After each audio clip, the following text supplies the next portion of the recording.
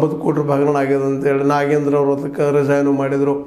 ಇನ್ನೊಂದಿಷ್ಟು ಘಟನೆಗಳು ತಗೊಂಡು ಇವರು ಮತ್ತೊಮ್ಮೆ ಇಲ್ಲ ಅವ್ರದ್ದು ಇಮೇಜ್ ಇಲ್ಲ.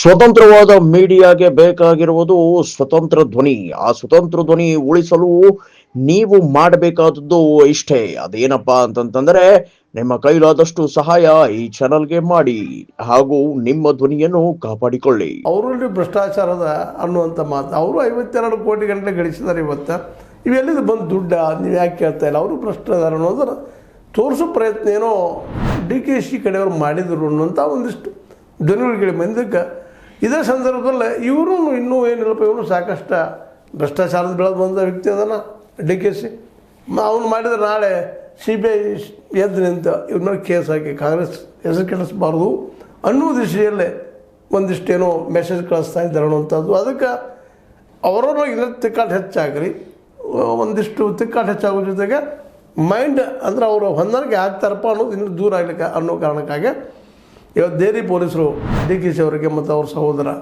DK ಸುರೇಶ್ ಅವರಿಗೆ ಸಮನ್ಸ್ ಕೊಟ್ಟಿದ್ದು ಎಲ್ಲಿದು ಬಂತು ಅಂತೇಳಿ ದುಡ್ಡು ಕೊಟ್ಟಿದ್ರು ಕ್ಲಿಯರೆನ್ಸ್ ಕೇಳಲಿಕ್ಕೆ ಕರೆಸಿರ್ಬೋದು. ಅದಕ್ಕೆ ಅವ್ರು ಉತ್ತರ ಕೊಡ್ತಾರೆ ಆಮದು ಬೇರೆ.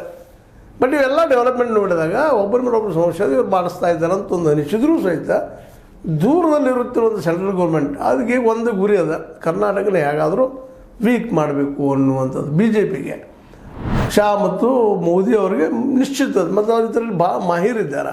ನೋಡಿರಿ ಕೇಜ್ರಿವಾಲ್ರನ್ನ ಅವ್ರು ತಿಂದಾರೋ ಇಲ್ಲ ಇವತ್ತು ಪ್ರೂವ್ ಆಗಿ